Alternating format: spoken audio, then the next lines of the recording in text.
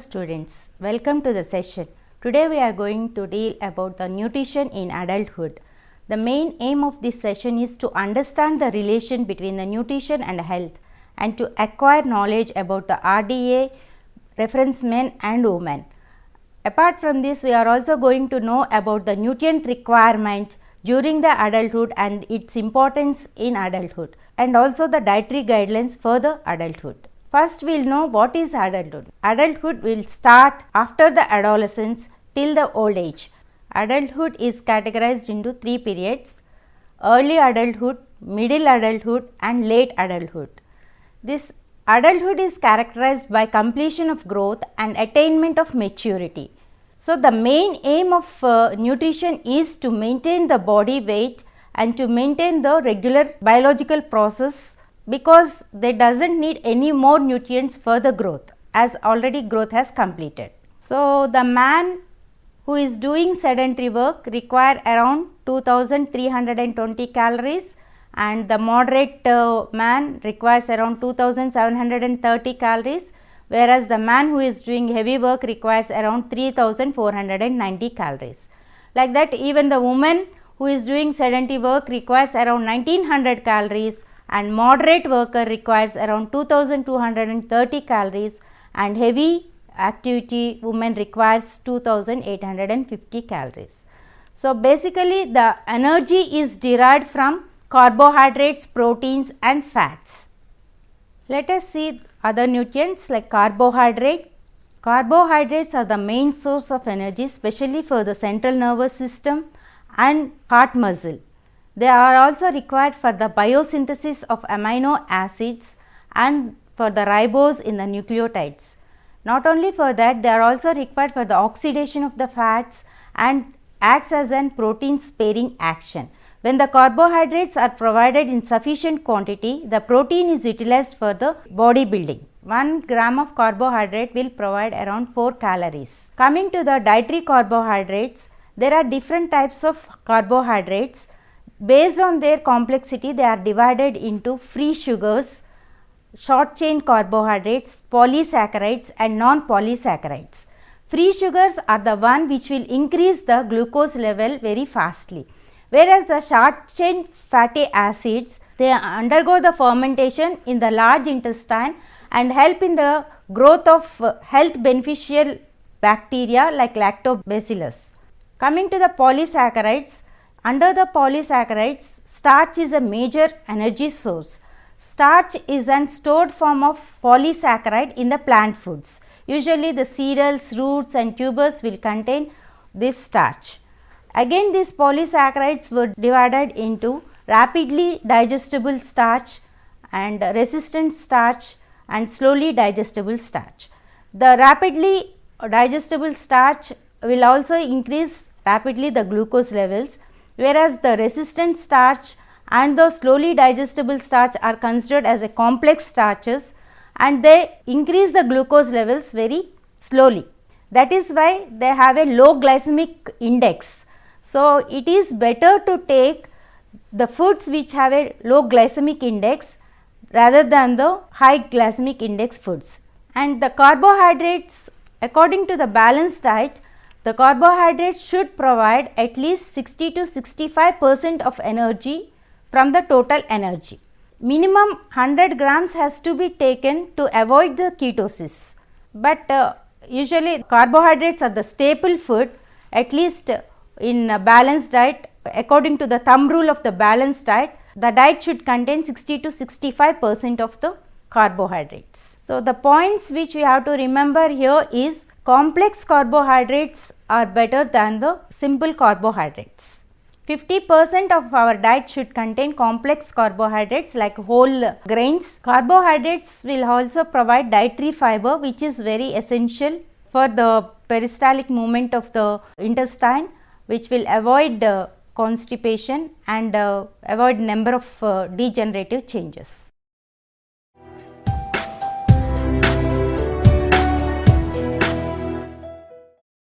Proteins are the primary structural and functional components of every living cell. Almost half of the protein in our body is in the form of muscles and the rest of it is in bone, cartilage and skin.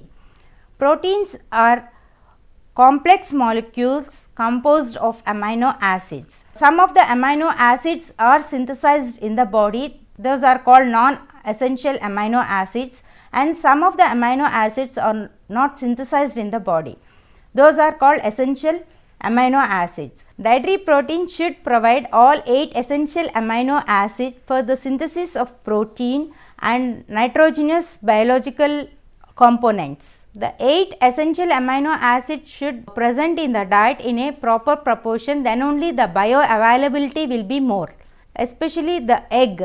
Egg has all the essential amino acid in a proper proportion. That is why it is called an reference protein. So, the quality of other proteins is determined taking an egg as a reference protein. Usually the animal proteins have a high quality of protein because they contain all the essential amino acids, whereas the plant proteins will be lacking one or the other of amino acid. That is why they are incomplete proteins. When they are supplemented along with the cereals, the biological availability, the quality of the protein will increase.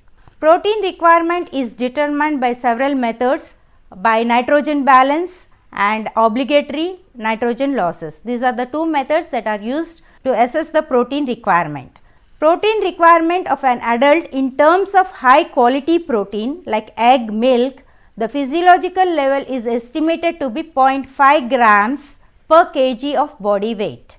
But as we will be taking, most of the population will be taking mixed diet, considering the net protein utilization or the bioavailability of the mixed vegetable as 65 and the variation between the individual absorption rate, they have fixed the requirement as 1 gram per body weight.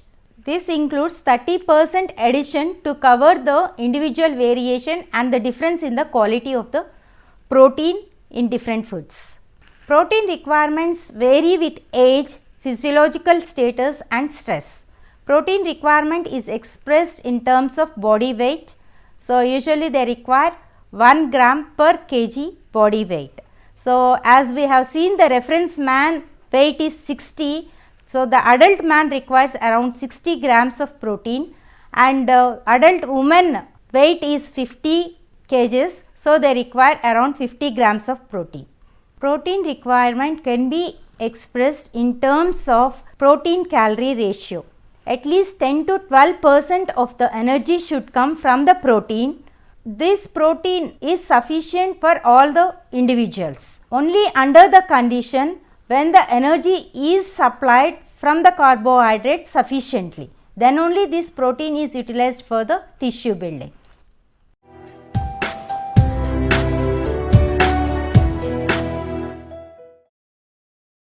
Next nutrient is the fats. In the body, fats are used for the generation of the cellular energy and for the biosynthesis of membrane lipids and lipid mediators, which are very essential for the central nervous system. So, whenever there is a modulation in the fat supplementation, there will be an alteration in the membrane bound enzymes and the transport system and also the ion channels and the receptors of the hormones and neurotransmitters. So, fats are very essential in the diet. Not only for that, fats are also essential for the absorption of fat soluble vitamins like vitamin A, D, E, K. They will provide essential fatty acids. Basically, the fats are made up of different fatty acids. Based on their composition, they are again divided into saturated fatty acids and unsaturated fatty acids. Under unsaturated fatty acids, we have monosaturated fatty acids and polyunsaturated fatty acids.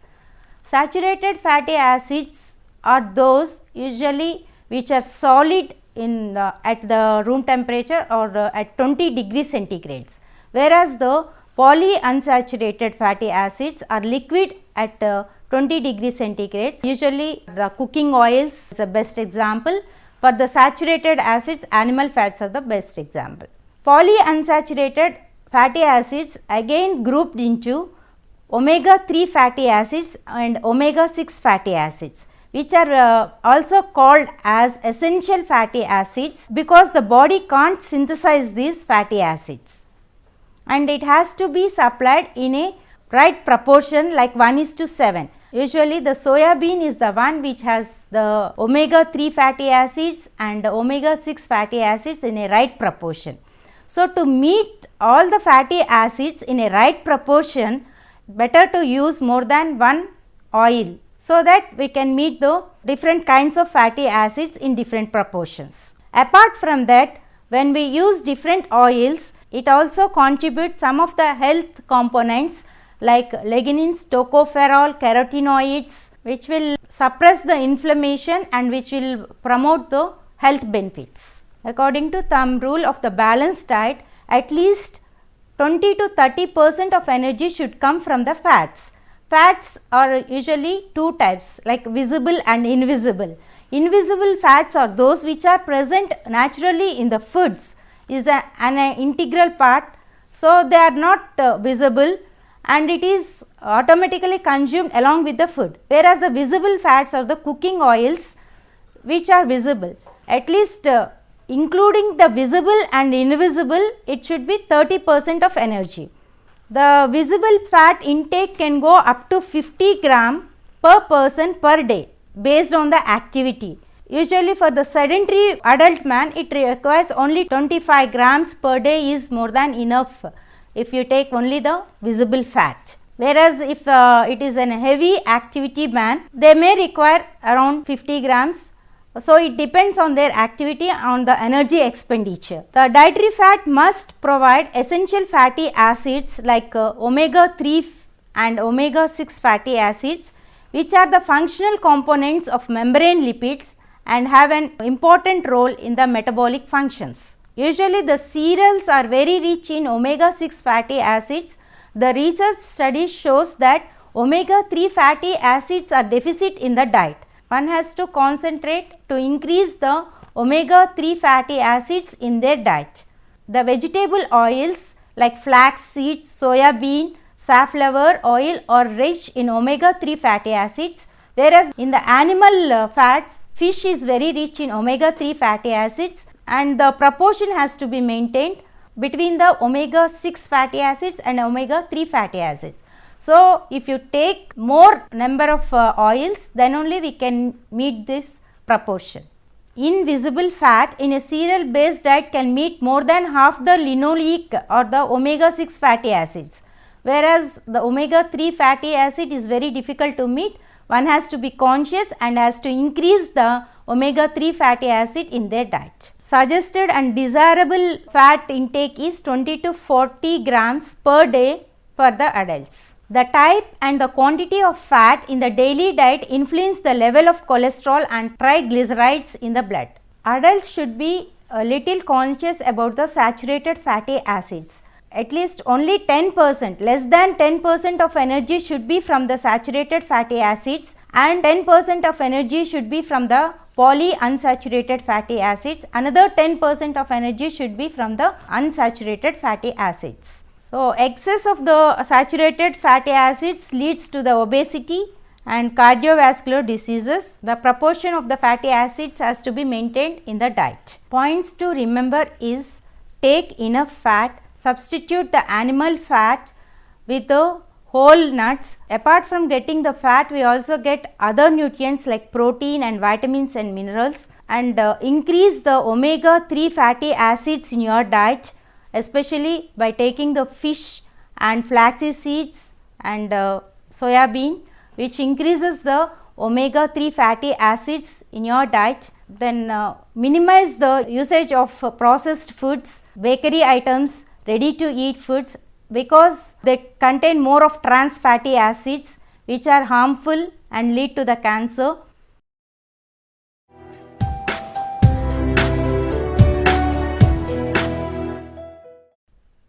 The other nutrients are the vitamins. Vitamins are basically two types. One is fat soluble and the other one is water soluble. The water soluble vitamins are B complex and vitamin C, whereas fat soluble vitamins are A, D, E, K.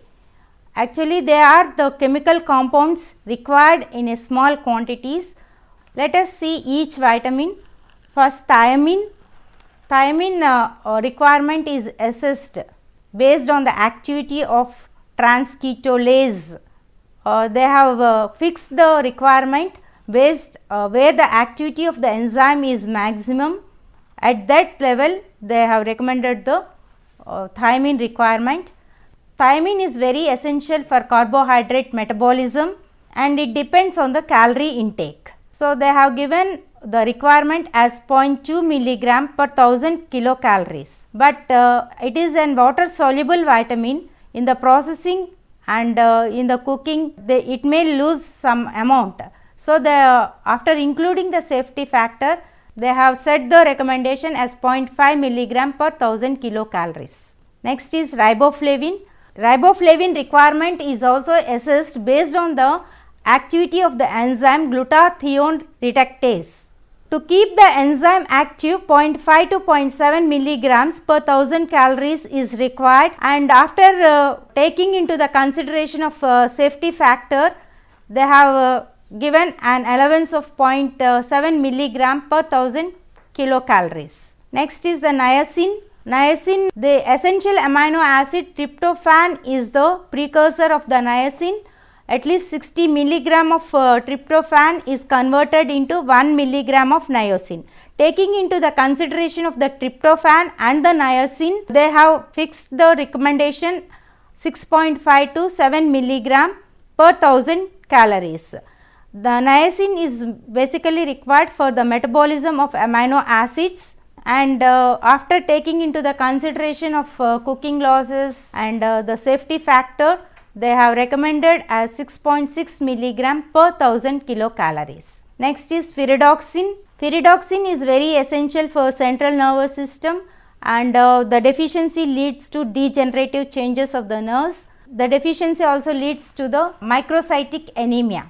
So, it is mainly essential for the metabolism of protein. The requirement is dependent on the protein intake. So, it varies according to the protein. So, with intake of 1.9 milligram per day, they found that deficiency symptoms are prevented. So, they have recommended as 2 milligram per day. Next, folic acid. 50 milligrams of folic acid prevents the deficiency symptoms, and 75 milligrams of folic acid maintains the RBC levels. Hence, they fix the 100 milligrams of folic acid per day as a required nutrient. Vitamin B12. Vitamin B12, B6 and folic acid, they are considered as healthy nutrients because they metabolize the homocysteine and they will suppress the increase of the homocysteine. So, they are considered as healthy nutrients. Then vitamin A is very essential for the vision and for the integrity of the epithelial cells and for the bone growth also. So, vitamin A recommendation is 4800 micrograms per day.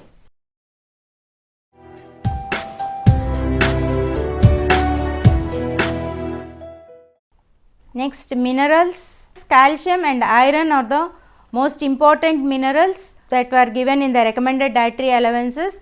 Calcium is very essential for bone formation and for coagulation of blood and for the permeability of the blood vessels. About 20 to 30% of calcium in the diet is absorbed, and such absorption is greatly facilitated by the vitamin D.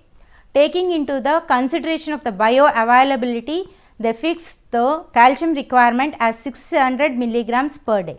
Iron requirement varies for man to woman.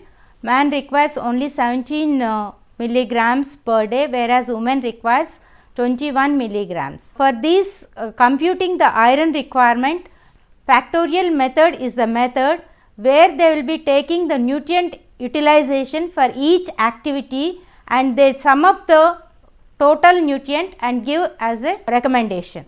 Then water is also very essential, especially maintains the fluid balance, lubricates moving parts, dissolves the chemicals and nutrients and helps in digestion, transportation of the nutrients. So, water is also considered as one of the nutrient because it regulates body temperature also. minimum 8 glasses or 1200 to 1500 ml of water is required to maintain a healthy nutritional status. So, to meet all these nutrients in the form of diet, we have different methodologies like balanced diet, food pyramid and food exchange groups. Balanced diet is the one which contains different types of foods so that it provides all the nutrients that are required by the body. Apart from giving the nutrients, it also have a small provision for extra nutrients to withstand the short duration of illness. A balanced diet also provides non-nutrients such as dietary fiber and antioxidants and phytochemicals which have a health benefits. So, the balanced diet will meet the nutritional requirement, prevents the degenerative changes and improves the longevity, immunity, increases the endurance, develops the optimum cognitive ability and enhances the quality of life, and also it helps in coping up the stress.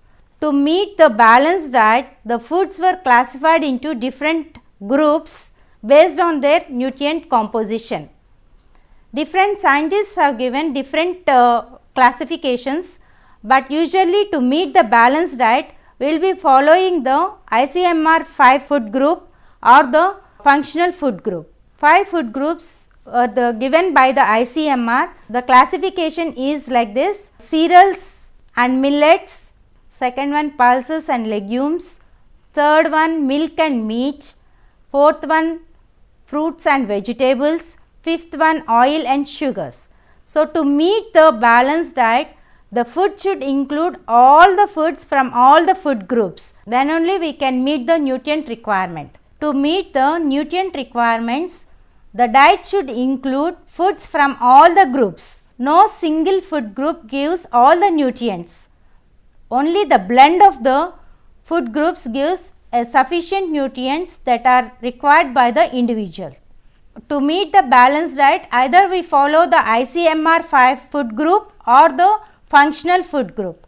In the functional food group, it is energy rich foods, body building foods and protective foods. Energy rich foods are those which gives more calories like cereals, millets, roots and tubers, fats and oils will come under this category. And body building foods are those which are rich in protein. Animal foods, pulses, milk and milk products will come under this category. And protective foods are those which has more of minerals and vitamins. So, vegetables, fruits will come under this category. So, if the blend of these 3 food groups also give a balanced diet. Then another method to meet the balanced diet is food exchange list. Food exchange lists are groups of measured foods of the same calorific and similar protein and fat and carbohydrates. The advantage here is whatever the foods come under the each group can be replaced according to their likes and dislikes. Apart from food exchange list and food groups, we have another one, that is food pyramid. This also gives the number of daily servings that one has to consume and which has to be taken adequately, moderately and sparingly. The pyramid gives an idea of different foods to be taken liberally and where we have to restrict. In this pyramid, they also included the importance of physical exercise and the being away with the bad habits like smoking and alcohol. Here we have to remember 3 principles. One is variety. The more the variety, the more the nutrients you will be getting, and moderation. You should not eat excess, that leads to other problems, and the other one is balance. Achieve the dietary adequacy by following the all food groups in a balanced manner. Then coming to the dietary guidelines. Dietary guidelines were established to help the people to get a proper nutrition. Eat variety of foods to ensure a balanced diet. Eat plenty seasonal vegetables and fruits.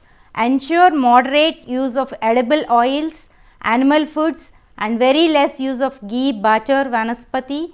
Overeating should be avoided to prevent overweight and obesity. Exercise regularly and be physically active to maintain ideal body weight. Use salt in moderation. Restrict salt intake to minimum. Ensure the use of safe and clean foods, drink plenty of water and take beverages in moderation, minimize the use of processed foods rich in salt, sugar and fats. The main aim of the adulthood nutrition is to maintain the body weight, and there will be no further growth. They have to maintain only the body weight and to lead a productive life.